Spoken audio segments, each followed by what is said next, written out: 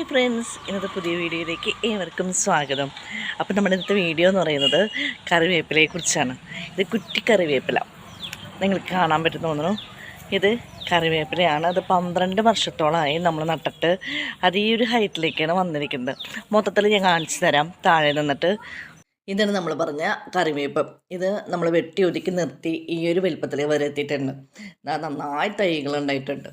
അത് വേരുമേന്ന് പൊട്ടി മുളയ്ക്കുന്നുണ്ട്. അതുപോലെ തന്നെ വിത്ത് വീണിട്ടും നന്നായിട്ടുണ്ടായിട്ടുണ്ട്.